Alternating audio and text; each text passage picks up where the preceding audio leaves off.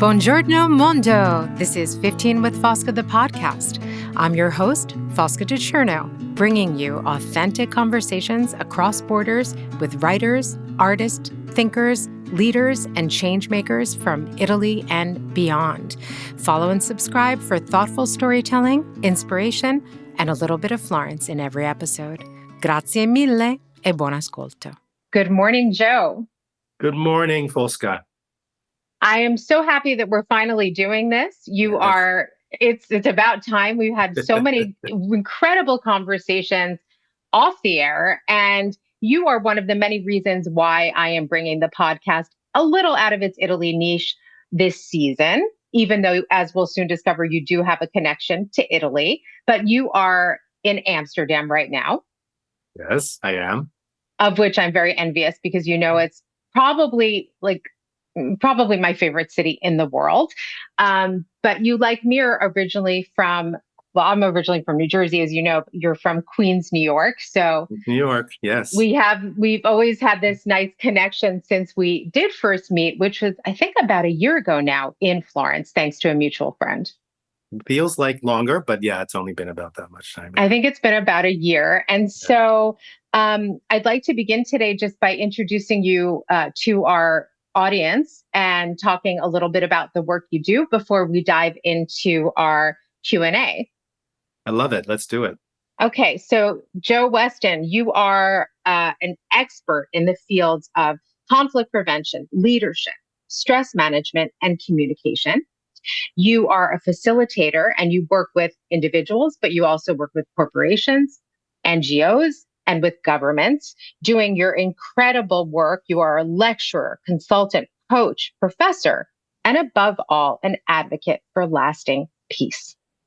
You have written 2 best-selling books, which we'll talk about in a second. You are a thought leader, keynote speaker, lecturer, podcast guest. You are often on panels. You are called in as an expert to talk about conflict resolution, to talk about how we can communicate better. You also have a TEDx talk, which I really highly recommend to everybody. It's a short, as they always are. It's short, but it is so helpful. And we'll talk a little bit about that later on. You have been spending more time in Italy, which I'm thrilled about. And you will be leading an embodied workshop, one of your Fierce Civility workshops here in Florence on November 15th. Your latest book, Fierce Civility, has also been translated into Italian, Gentilezza Impetuosa, which I think is a great title, by the way. And it's published by Franco Angeli. You'll also be doing a book presentation in Florence in November. And I'm just thrilled. And I hope that you will come back to Florence often and come back to Italy often. You have been spending more time here. And I'm just thrilled to have you with us today. So welcome, Joe. It's so great to be here. Thank you. Oh, and sto studiando l'italiano. Bravo. And hopefully you'll be able to use it more and as you spend more time here in Italy, and hopefully also from a very selfish point of view here in Florence. Nice. So I wanted to start our conversation today with a topic that is something that's very close to my heart, which is meditation. Because it's something that I struggle with a lot, and it's something that I've been working to perfect. And I know that I'm not the only one. And meditation has played such a fundamental role in your life and in the work you do. And so I thought we could just begin by having you talk a little bit about that. Well, I appreciate that. And I think it's interesting. For me, yes, meditation has been an important part of who I am in my life. It saved me in many moments of very challenging parts of my life. But meditation is a broad topic. When I tell my story of growing up in Queens in a very challenging childhood and being a young man who was very anxious, someone once said to me, "Joe, you really need to meditate." And I said, "Oh, I couldn't sit still for that long." And then he said, "What about Tai Chi? That's like meditation in motion." And that changed my life. So the one thing I would say about meditation is don't get stuck in having to fit into a formula that someone else is telling you the formula is. Find your way.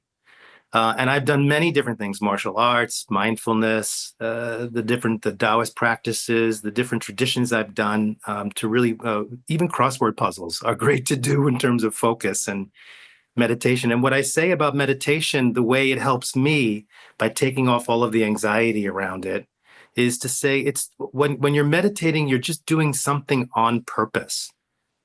That's Mm, really it.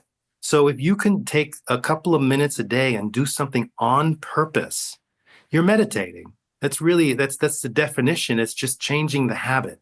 It's changing the habits that we have of being distracted, yeah. and even multitasking is a distraction, and cultivating new habits of focus. And basically, I would say that if meditation's a loaded word, to just think for me, what it does is it brings me back to balance. When I'm working with clients, no matter what kind of coaching clients I'm working with or with groups, people who are struggling, I say the key word is balance.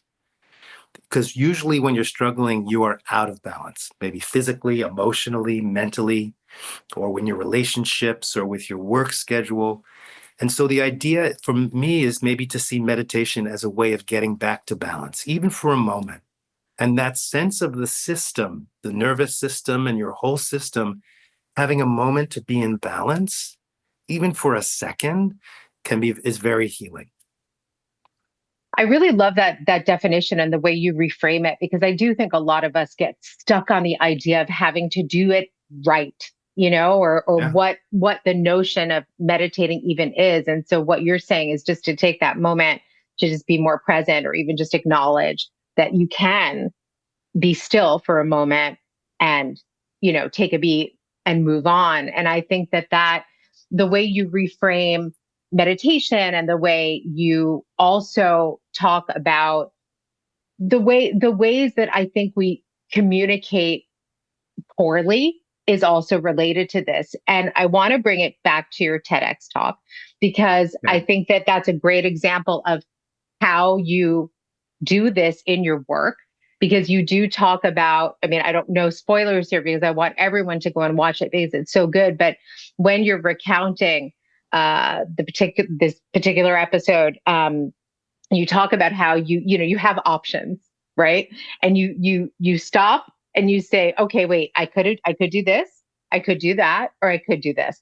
Let's Yeah. talk a little bit about the TEDx talk, which is called A Cure for Chronic Niceness, which is very sexy title, because I think the notion of putting, chronic niceness, the two words together is already very intriguing. So tell me more about the TEDx talk.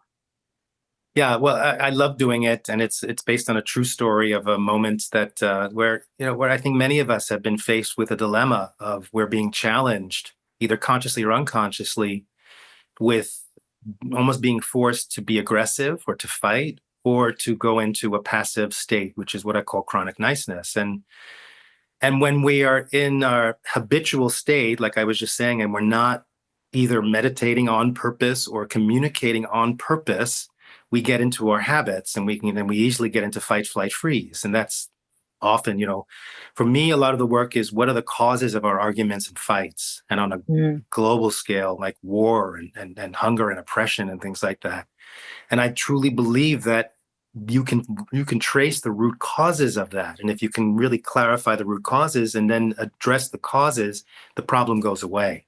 Maybe not right away, but it can go away.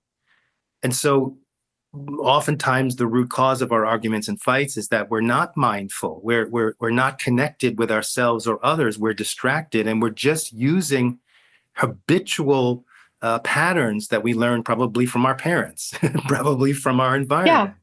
And absolutely. and even though we're harming one another, we don't think about it. We just think that's the only option. So what you're referring to is that, having that moment to make a different choice. And I think that's critical for our time. I really clarify with all of the work I do the difference between being kind and being chronically nice. We need to, and gentilezza impetuosa, fierce civility, right? So the idea of with respectful confrontation is the first book. That's it's the contradictions that it's kind of like bringing together the polarities, the polarizing idea that you either are respectful or you're confrontational. You're either Hmm. fierce and kind of harmful, or you're civil.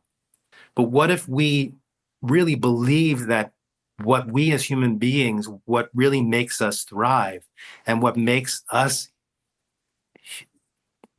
human beings is our civility, and that we commit to it from a level of fierceness, that in the face of bullying, in the face of an era in the world system now where people are rewarded for being nasty to each other and trying to take each other down, that we stand fierce in our civility. So in that moment, I had a choice. I could have easily gone the route of just pulling back and not doing anything, or as I said, or stepping in and being aggressive. But I chose to find a different way. And it's not easy. I've, I've been doing this for decades now. My practice is to get me to a point where I can regulate my nervous system, still connect with this person. So I'll just say that the story I tell is my first day working in a prison teaching meditation to inmates, to lifers.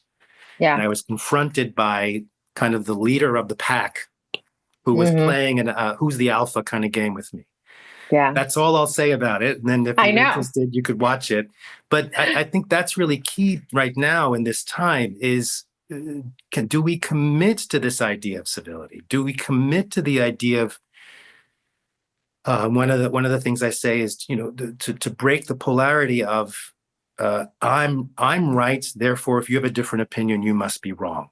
So we can spend, and we're seeing that play out, and we're seeing how it's destroying our governments, we're destroying our young people, it's destroying our environment, it's destroying so much. Just that one polarity of I'm right, and if you have a different view, you must be wrong. And the antidote for that, the cure for that, is do I want to be right or do I want to be effective? Right. Hmm. So in that moment in the prison, this idea was I had a lot to consider. I wanted to really do this work. I wanted to build relationship with them. I could have played the alpha, but would that really have, in the moment, that would have probably felt really good. But in the long run, would that really have been effective and served me? And I can say a lot more about it, but I think if that's what you're referring to. Yeah. Yeah. And I think, again, you bring up the world, it's impossible not to. And I think that one of the things that I most appreciate about your work is that the world has become this incredibly hateful and hostile place. And I see such a need for this, for fierce civility in the midst of all of this.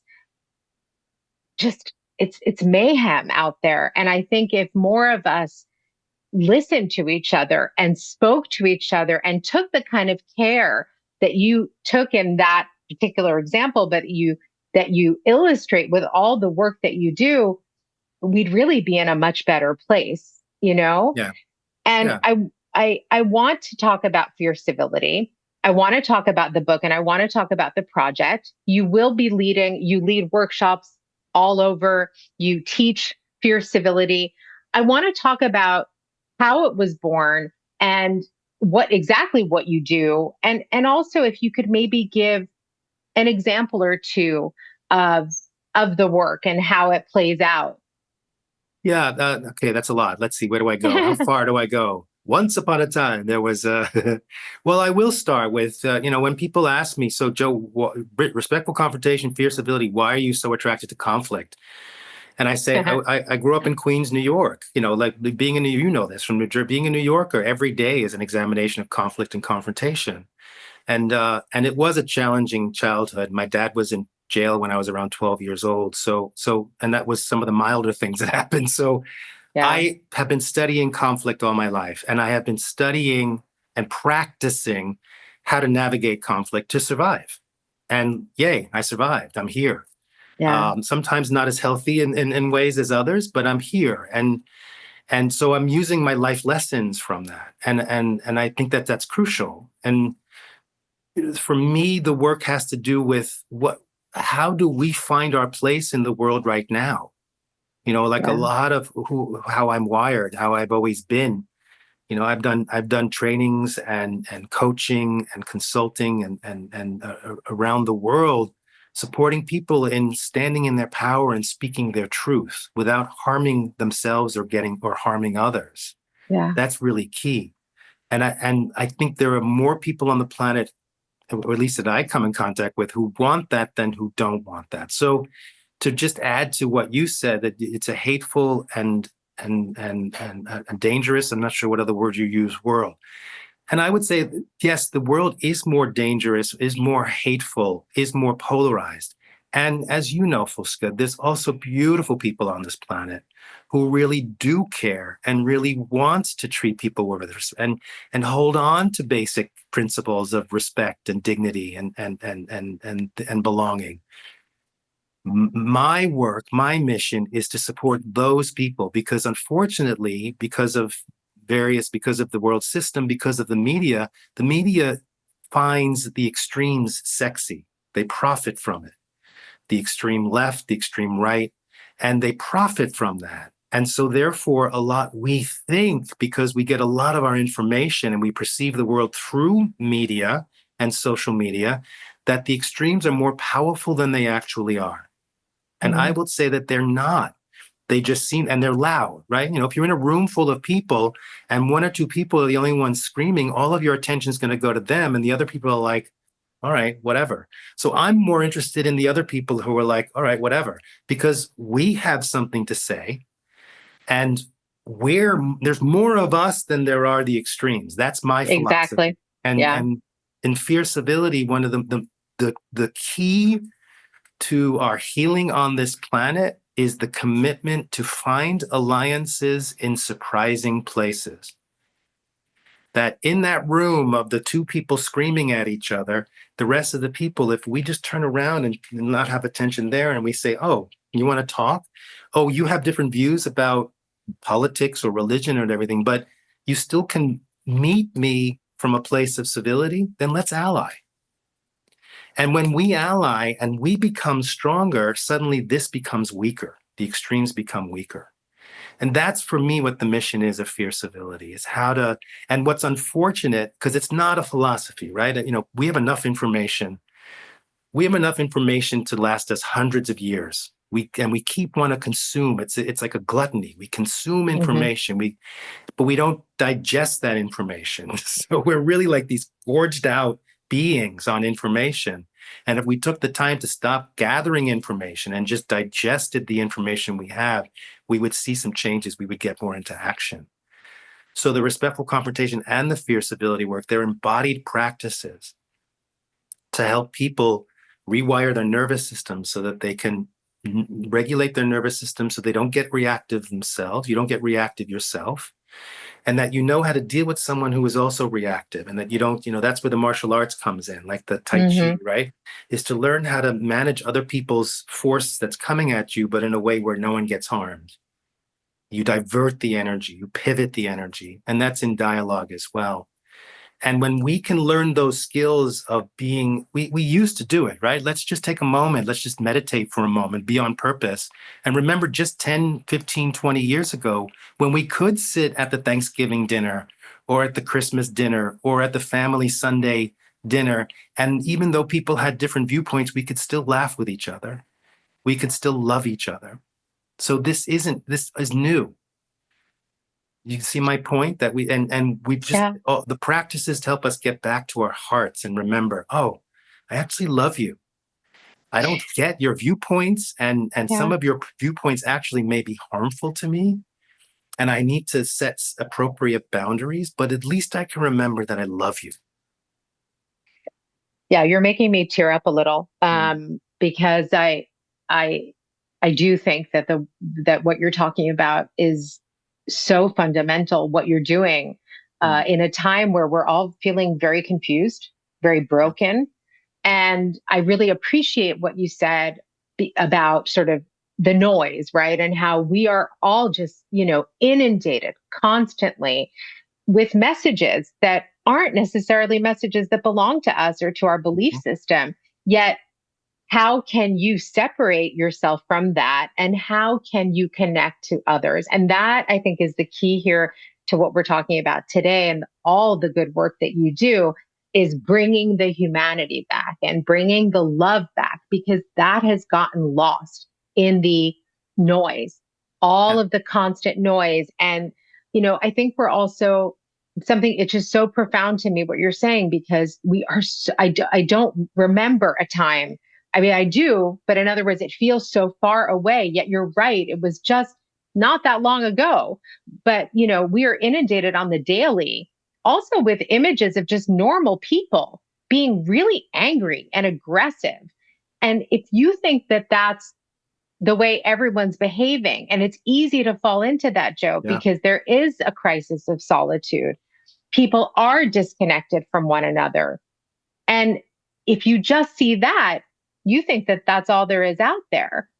But when you Correct. go out into the world and you connect with other human beings, that's when you can practice everything you're talking about. So, really, again, bringing back those human connections, putting love back at the center of things, and call it tolerance, call it listening. You can call it a million different things, but for some reason, that message is getting lost right now. And I'm grateful to you for bringing it back, Yeah.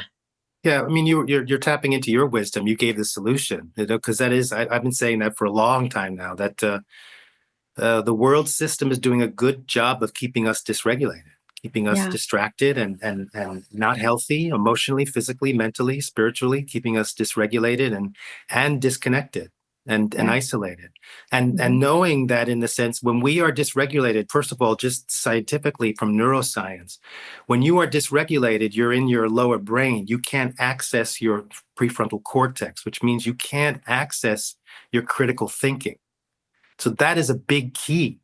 When people are in a fear state, which is pretty much everyone on this planet at the moment, or a Mhm. high anxiety or trauma state, which is pretty much everyone on the planet, you Exactly. can't access your critical thinking. So oftentimes people say, Joe, why are people responding to world leaders like this and just believing these things? Well, because they can't access their critical thinking. It's science. It's not that complicated. And also, so keeping us dysregulated is power, and keeping us isolated. And I remember, I'd like to share this, is that at the beginning of COVID, NASA commissioned me to do an online program. They came to me and said, we now have all of our employees now have to work full time at home. They also have to take care of their kids. They have to take care of their parents. They have, I don't know why this was, but everyone was hysterical about toilet paper. People were like, we've got to find our toilet paper. Very American thing. I don't know either. It was wild. Okay. Okay. Wild. So, Yeah. so in the hunt for toilet paper, people got dysregulated. And so NASA asked me, can you create an online stress reduction program? Which I did. And in that, I was really sitting with, what am I going through? What are people going through? And the fear and anxiety, particularly around the uncertainty, certainly at the beginning of COVID. And so I came up with four things, to basically saying, so maybe at this moment, not only during COVID, but now, we may feel like we don't have a lot of power, right? I personally do not have power to change government policy. Maybe someday I will, if I run for office or something, or whatever. But right now I don't. And there's a lot of ways where I don't have power over what's happening. But where do I always have power? Yeah. And I came up with four ways that I always try to tell anyone I can. Where you always have power is keeping your nervous system regulated. No one can take that from you. That's something you can do on a daily basis. And that's almost like a rebellious act right now, to be a rebel. Keep your nervous system regulated. You always have power to cultivate resilience, to cultivate what that means for you. You always have power over your response to stressors, right? So maybe you don't have power over the stressors themselves, but how you respond to them, you have complete power over. Whereas what you were saying earlier is, you feel, and I see it the same way, that because we're dysregulated and not doing the meditation, being on purpose, the images from social media and all of that are orchestrating our responses. So you have power to get back to how you respond to whatever stressors. And the last one is to consciously cultivate and deepen your relationships. That's where we always have power. No one can take that from us. And that already is a huge contribution, not only to you, but to your family, your colleagues, your work colleagues, your neighborhood, and the whole planet. I love what you've just said. And I think, and I really appreciate that you've given us all these tools, which is obviously what you do with your workshops, what you do with your talks. But so much is, I think we feel powerless and I think we feel lonely. And so, again, reframing those things and saying, hey, hold on. Yeah, okay. So we're all afraid. Okay. It's the times are very trying, but we do have the power. Like, I think a lot of us do feel powerless. And so, acknowledging though that we have power over these things, our reaction, our the way we interact with other people, the way we receive news or choose not to. I've begun limiting my exposure because I see the damage that it does to me. Yeah. And so I am opting for human connection when I can and solitary things that bring me joy, Yeah. reading, listening to music, getting back to those things that can. So we do have control and we do have power, not over everything, unfortunately, but let's take back those things that we actually Let's have start power somewhere. over. Right. Yeah. Yeah. Beautiful. So it's a nice segue into what you do with your global heart gatherings. Hmm. And I love it's one. First of all, you have a gift with titles. With you give these beautiful. You have a great. You're a great wordsmith, which I appreciate. And you host these global heart gatherings. They are virtual. They are free. Well, some are in person, but in other words, the ones that you host. Global heart. Yeah. Global Heart. Yeah. Can you talk a little more about those? Sure, I can. Yeah, definitely. It's dear to my heart. So for some reason, I'm known as the Heart Walker. I came up with this. I've done that where I had a vision one time of when I would go working in different cities around the world, in China, in Milan, in various parts of the world. I would take a map of the city and look at the streets and map out a heart. And then I would walk that as a meditation of peace. It wasn't against anything. It wasn't a protest against anything. It was for peace and this idea of heart. And to me, heart is not, I'm not sure Americans will understand this. It's not a Hallmark cardy kind of sentimental thing. It's not just sentimental heart. There's power, there's courage, there's fierceness, there's skill and strategy of the heart. And that's what we're needing. Even I was just, I'm going to do a whole little dance around. I'm going to take a walk around the city with you. Around the So heart. right around the heart. Just recently at Castel Gandolfo for a conference, the Laudato Si conference, where the Pope came and spoke, the new Pope. And he talked about that. He says, what we need to get to is the heart. It's in the heart that we find our authentic selves, our authentic identity, our authentic desires, our authentic connection. So that's really key. So I've always been wired that way with this heart. And in the Fear Civility book, when I talk about the world system, I call it a global heart. That humanity is a global heart, and that my conclusion at this moment is the heart is not well. And the reason why it's not well is because it's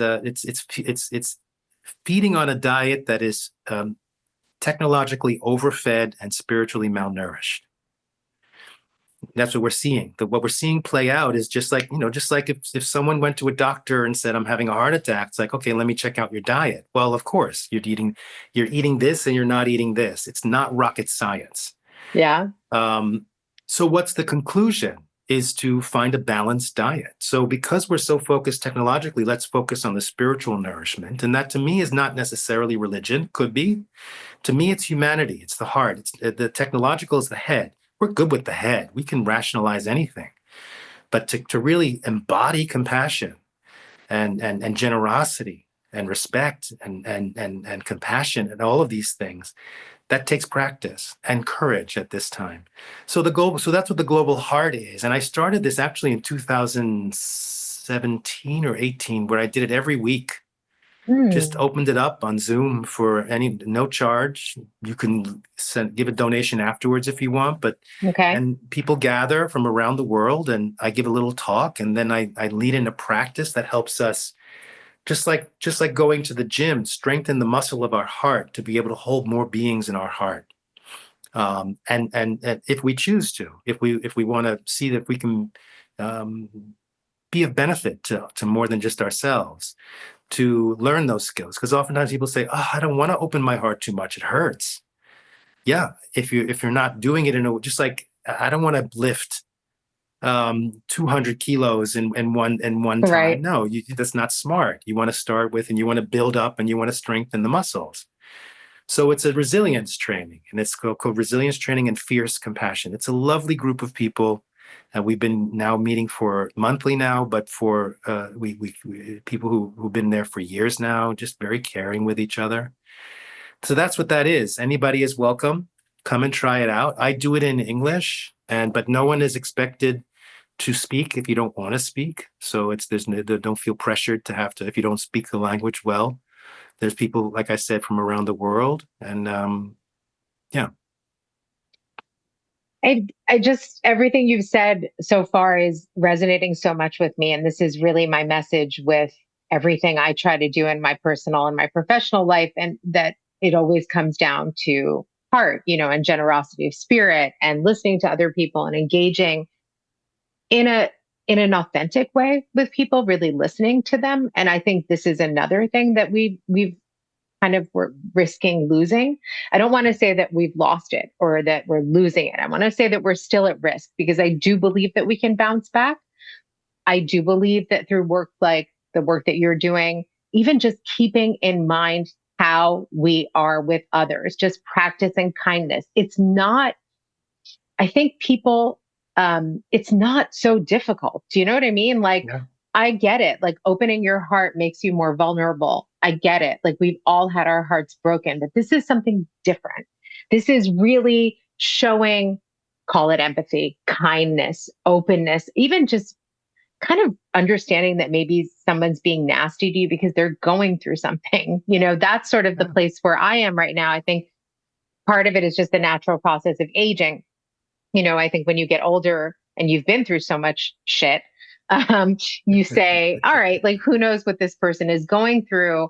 Maybe they're not attacking me because of me, but maybe they're attacking me because of something that's unsettling in Yeah. their lives, right? So just also coming from a place of more compassion. And it's not distant, it's not so hard, but I think we need these constant reminders, Joe. Yeah, it's all habitual, right? It's just we need to break some bad habits, right? So that's the way I look at it, right? So I try to, again, all of my from working with my Buddhist practice and a lot of the practices where you look at cause and effect, that everything that exists you can trace back to causes, but also having worked with NASA and a lot of engineers. I love working with engineers. Hmm. And they have a concept called root cause analysis. That if they're brought in and engineered because a system is not working, they're not going to just deal with the problem, right? And that they look for the root cause of it and they address the root cause, right? So and that's when I'm working in organizations. That's how I'll work if I'm consulting is to help people, train people, because there are people who paid a lot of money who are problem solvers, and they're great, they're brilliant, right? They have a skill, they have a mastery, they have a superpower where they can go in and see the problems and solve the problems. But oftentimes solving the problem doesn't mean that the cause of the problem doesn't go away. And so I think that, and for me, what's more interesting is to really trace, okay, so we can temporarily, stop the leak in a sense, but Yeah. let's look and see what's causing that leak. And when we address that, then we can trust that there's not going to be a leak anymore. So uh, that to me is where I think we're at right now. So you casually threw in that you met with the Pope last month, and I'm not going to let that go. Um, so it actually was this month. It was earlier in October. October, Anyway, yeah. yeah. Tell me a little more about that. Obviously, this is a new Pope, and you got this, and he's been a little. I think we're still kind of getting to know him. And I'm curious to know a little more about what went down at this meeting, and Yeah, sort of what you mentioned a little the message of the heart, which I would yeah. expect from Pope Leo. But what else were people talking about there? And can you tell us a little more about who was there and what it was all about? Yeah, I mean, and this is what gives me hope, and that and saying, again, if you are following the social media and the media that is doing a good job of keeping you dysregulated, you're not investigating that there is so much wonderful things happening on this planet. Yeah. billions of people who were doing amazing things based on compassion and love and care. So, and this is a perfect example. This was the Laudato Si conference it's an encyclical, a document that was written by Pope Francis 10 years ago, where he basically said that the Catholic Church needs to pay more respect to nature, that we need to treat nature with respect, and that on some level that environmental justice is also cultural justice, and it's also care for, and that caring for the environment is caring for the poor. It's quite a beautiful document. And every year they gathered at Castel Gandolfo. Mm-hmm. People from around the world were coming who were committed to taking care of the planet and nature. So I think that this was the 10th year.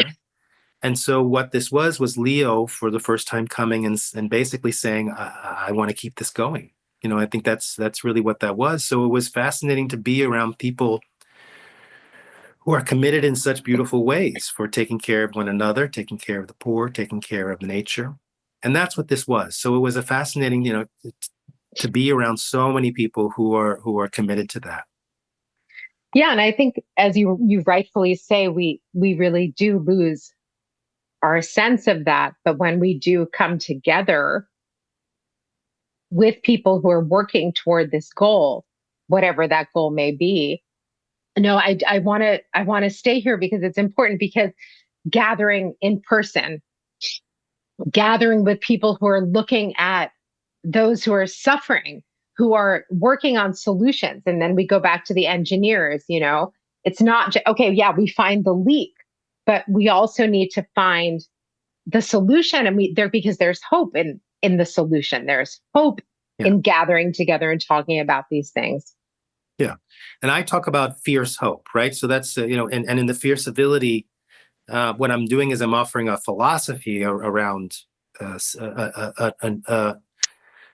for me, what the fierce civility is to say that civility as we know it cannot match the level of aggression and bullying that we're seeing, right? This civility often is still associated with the 1950s or the 1800s, when, you see people like Queen Victoria or whatever, right? So it's very archaic.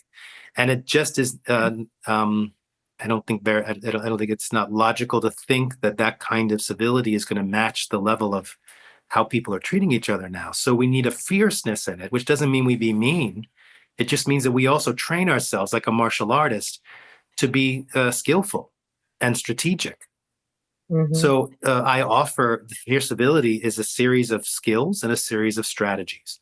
The strategy part of it is under a title called The 6-Step Pathway to Hope. Going from polarization to lasting peace, a blueprint for lasting peace. So people often ask me, do you really have hope? And I say, I'm not very optimistic, but I do have hope. I think it's, things are bad. Things are going to get messier, perhaps. And I have complete, fierce hope that there are enough of us that truly believe in basic things like respect, dignity, belonging, freedom, and want to collaborate. And not just for ourselves, but for others as well. Absolutely. And I agree. It's hard. Some days it takes a lot of convincing, but if we lose hope, then we're really lost. Yeah. It's also, I think, if we lose our heart and our kindness, we're lost. And we have to practice these things. I love how you have these analogies with, for example, resilience training, strength training, things like that. We have to really be a little more proactive, which is a word that I don't love, but we have to be a little more forthcoming in our approach to the world right now because it is so difficult. And we have to be hopeful and spread that hope, which is why I invited you on the podcast in the first place, because we are people who are trying to do that through our work, through our daily encounters, through our writing. And there are a lot of people out there like us. And when we do connect with them, even if it's just for a moment, it changes everything. And I I forget sometimes, right? Because as I said, if we go back to it, you can get stuck. It's very easy to get stuck right now in these, constant narratives that are negative and hopeless. Yeah. But then all it takes is that one interaction with another human being that sets you back on course. And I think we really need to keep that always with us, and hope can take, it it feels hopeless at times, but if we lose our hope, then it's really, then we all just Right. stop trying, and And we that need can't to, happen. yeah, and we need to support each other to Yes. cultivate like a fire, right? We want to keep the fire going of each other's hope. So I'd like to give a couple of examples just so that, so to make it, because one of the stories I always tell that really helped me when I was first shaping the respectful confrontation work was I remember years ago when I was when I was living in Holland, we had a group of friends, Hmm. very close. And one of the friends was kind of like distant and not present a lot. And the rest of us were noticing he was drinking a lot. Hmm. And he kept drinking and he kept drinking. And because we were chronically nice, we suffered from chronic niceness, he would ask us for money and we would always give it. And we were compromising ourselves, disempowering ourselves by not being authentic. We were chronically nice, not speaking our truth. And in a sense, harming him because we weren't saying anything. So I was in a dilemma, right? So we were in this pattern of like he was getting more distant. He was not well, but no one was saying anything, and we thought we were doing the right thing. And then I just thought, wait a minute, no, this isn't good. I need to say something. I need to respectfully confront him. And I was scared. But then Yeah. I thought to myself, and this is the basis of respectful confrontation, why confrontation is not conflict. I thought, well, what is my motivation if I were to speak to him? It would be to empower him, it would be to empower me, and it would be from a loving, compassionate place. So I took the risk and I did say something, and it didn't go well. And he totally blew up and got violent. He turned a bunch of our friends against me, and it was rough, and we didn't speak to each other. And I was suffering from that because I thought, did I do something wrong? And I said no, because my authentic motivation was to empower, was to love this person. And Hmm. and by not doing it, it was perpetuating a harm to all of us. Now, luckily, about 5 years later, we ran into each other at a party, and he came up to me and he said, Joe, I want to thank you. I hated you in that moment, and I'm sorry how I treated you. But that what you said to me started me on the slow process of realizing that I had a problem, and I did something about it. So I always offer that as an example of it. It was messy. It looked like conflict. And of course, it didn't go the way I wanted. But for me, it was more important to speak that truth than to perpetuate the patterns of chronic niceness. And I think Hmm. that's what you're speaking to is there's a courage and hope in this Yeah. moment in our history. There needs to be a fierceness in our hope that what can we do to keep that flame of fierce hope alive, that we become catalysts for fierce hope. Thank you for sharing this story. I think, first of all, it's an incredibly powerful one, and I've also been in situations like this. I'm someone who still suffers from chronic niceness, but you're helping me, and I often find myself now at this point again in my life where I'm learning that it's the way we do it, and if and that doesn't Right. always mean that the person will receive it, but you just can't stay quiet sometimes, right? And that doesn't mean that the result is going to be immediate or that person is going to be like, yes, thank you, because the truth hurts. But if you keep that, in other words, you tell the person that that you care, that you love them, and Yeah. that's why you're saying it doesn't always guarantee that, but perhaps with a little space and time, they'll come back to you exactly like your friend did and say, hey, in the moment, I didn't want to hear that. Yeah. But in retrospect, I realized why you were doing it. And I also think there are some situations, Joe, where we just can't keep quiet. Yeah, and then there are also situations where it's better to keep quiet, right? And that's and Exactly. that's not chronic niceness. That's just because you're using wisdom to make the decision. You're weighing it, right? So there's compassion Exactly. and there's wisdom. And I always say that with respectful confrontation, pure civility. If the consequences are higher than the doing of it, don't do it now.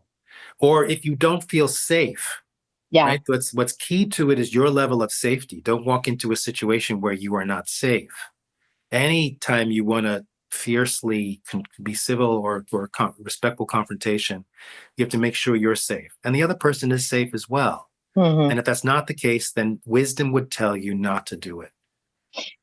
Yeah. And I think in a lot of these situations you've been putting out for us to think about, and probably and everything you write about and the work you do, a lot of the message is read the room, read yourself and read the energy in the place. Not everyone is capable of doing that, and not everyone is No. empathetic or sensitive to these things, but it's something that I do all the time. I do it constantly. And I probably thought for a long time that was normal, that you're supposed to be, but a lot of people don't do that. And I realize it because sometimes people just say things and I'm like, why would you say something like that? Yeah. But anyway, I want to move on to, something that I think is a real problem for a lot of us. And you recently spoke about it to a group of leaders and change makers in Milan. And it's a subject that I think is of great interest to a lot of people. You spoke about burnout. And this is another reality of our world today. And Yeah. many of us are at risk of burning out. Many of us, myself included, have burned out. And I'd like to hear a little bit about how you approached this talk you gave and sort of the lessons that you taught the group that was in front of you that day. It was very recent. I think it was like last week. Yeah. Yeah. It Okay. was really wonderful. It was a beautiful event, and a lot of people committed to their own healing and to growing and learning. Um, and I think I've said a lot about it. I've already answered the question a lot with things that I've said. Because I think basically it comes down to, if you're burnt out, it's already too late in a sense, right? You weren't listening to the signals sooner. And that Yeah. doesn't mean it's hopeless. It simply means, okay, so get well, rejuvenate, and learn some skills to listen in a better, more effective way, so that you don't go there again. And I think part of that has to do with, I think things are shifting in terms of, buying into a system that we believe is completely true. It's really interesting. I think it was like in the 80s, the phenomenon that we were convinced, certainly in America, that if you didn't have a career, you were not worthy. And that if Hmm. you didn't sacrifice everything for your career, you were not worthy.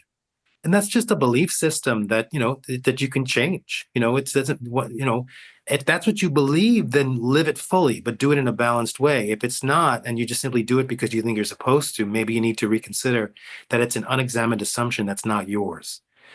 That there was a time when people had jobs, just a job, and they got their Yeah. fulfillment from their family and from their church or from their hobbies or from travel. That's a balanced life. Uh, so I think that's something to start with: is what is your patterning, and are you living according to your? When I work with my clients, my coaching clients, we always start with what are your core values, and what is at the heart of who you are in your soul, and from there we build out how do you manifest a life for yourself that's in alignment with your core values. Because if you're living a life and making choices according to your values, you will be fulfilled. 1 + 2 = 3. It's just common sense. If the choices you make are in alignment with your values, you're going to be fulfilled, you're going to be happy, you're going to be rejuvenated. If you're making choices that go against your core values, then you're going to suffer. Again, not rocket science. And I try to bring people back to that. So that's the starting point. It starts with the viewpoints that you have. What's the lifestyle you're living? And is it your lifestyle, or are you living someone else's lifestyle? Hmm. And then it comes back to, again, the B word: balance. All you need to do is, how am I making sure that on a daily basis I'm physically balanced, I'm emotionally balanced, I'm mentally balanced, I'm spiritually balanced, if that interests you. And if you can work on that, then you just won't burn out. Yeah. I think post pandemic and during the pandemic, there was a lot of attention paid to this, and it's another thing that's kind of getting lost right now. Yeah. And especially in the United States, I think we have such a sick culture of work that is often so antithetical to what it means to live a balanced life. And therefore, it is so easy to get burned out because there is a lot of pressure. People are very worried right now about their jobs. People are very worried right now about the future of their Yeah. jobs, if they're even going to have a job. And so there is this return um to like that idea of, working crazy, you know hours, and Yeah. putting the time in, because if you don't, that's you're going to get sacked. Like, that's it. Well, Somebody else, sorry, somebody else when is willing to do it. Yeah, and that's the shift. So when I'm brought into companies and they're bringing me in for a longer period to really shift the work culture, from the Weston work, my company that I in terms of working with companies, our tagline is creating cultures of mutual empowerment.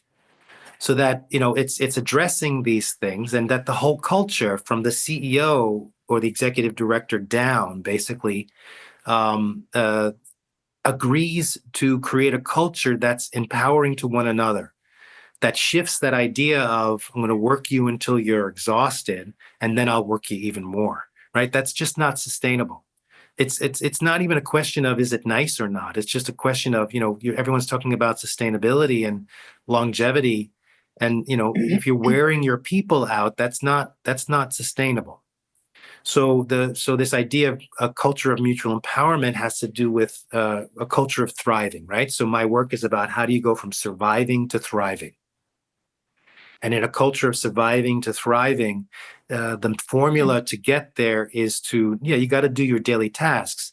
But how much time and energy per day are you investing in your own self-care and in cultivating and deepening your relationships? Yeah. I don't think people really understand that if we really invest time and energy in deepening the trust and safety in our relationships, the way we work with each other, that first of all, we'll get more done with less time and effort.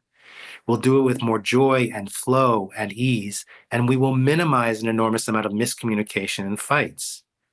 That already saves energy. Mhm. The same thing with self-care. If we're doing our work in a way where we're physically, emotionally, and mentally rejuvenated and vitalized, we'll get our work done more effectively without having to work so hard. And I have seen it, and I've been saying this for years. People are always like, nah, I don't know about that. But I believe that if people in a work situation can really commit to a culture of mutual empowerment, that you will go home at the end of the day with more energy than you came in with at the beginning of the day. 100%. And it seems, I mean, a lot of this might seem very obvious, but it is, I mean, it's not to a lot of people. And the workplace has become extremely complicated. Yeah. We have, for the first time ever, many generations working in the same space. A lot of people are worried about things like AI. We're losing that humanity. And then again, the rat race, it's always there, our culture, especially as Americans, but not only. This is something that I think it's a global problem now. And Yeah. so I'm happy that you're there doing the work that you're doing, because I worry about the future and the present of our workplaces and of our workspaces. It seems like, really, again, it's not rocket science, like happier employees, more balanced employees, more productivity. I mean, there are millions of studies out there. It's not something, but again, in the post pandemic and also during the pandemic, it was embraced, right? And Yeah. now it's like we've forgotten everything about that. So we're Yeah. coming to the end of our conversation, which Oh. I'm so sorry about, but we have to do now. We're going to have to do a follow up. Okay. Yeah, I could talk to you forever. Yeah. So the last question is the question that I always ask my guests. But what's next for you, Joe? Cup of coffee. No. Me too. Well, it's interesting. I'm now back full time in Europe. I've been going back and forth, spending more time even though I've been in the Netherlands since the 80s. And I'm building something in Italy. I'm in the process of looking for clients here in the Netherlands, in Italy, and other parts of Europe. And because I see a lot of potential here, there's a lot working with different organizations that are looking to preserve and enhance democracy here in Europe, and work with companies that can see that not only is sustainability for windmills and solar panels, but also for the employees and the people they're working with. Yeah. So to build that here in Europe is something I'm looking forward to. I'm looking forward to coming to Florence in less than 2 weeks to be I with can't you wait. and I can't wait. to do a whole series of events that'll be exciting, and to continue to build what I'm building in Italy. That's exciting. Yeah, and I think, as we've discussed during this whole conversation, but it bears repeating. I mean, I think the work that you're doing is more necessary than ever. It's necessary here. It's necessary all over Europe and all over the world at this point. So I'm very grateful to you for taking the time to speak with me today about these really important topics, and also for giving our listeners some very real ways that they can live better lives, because that's what you're doing. I mean, that's what it comes down to, is you're helping people be their best selves, whether that be at work or in their families, with their friends, with our communities. So I want to thank you for that. Thank you, and thank you for you. I'm always so grateful, and I'm always inspired by your passion, by your heart, by your wisdom, and by your care. I really am. It's inspiring, and yeah, the world's lucky to have you. Oh, the world's lucky to have. Now you've made me cry like 3 times. Good. Yes. Thanks. I do have heart. That's one thing I definitely have. You do. Yeah. Thank you, Joe Weston. Thank you, Polska.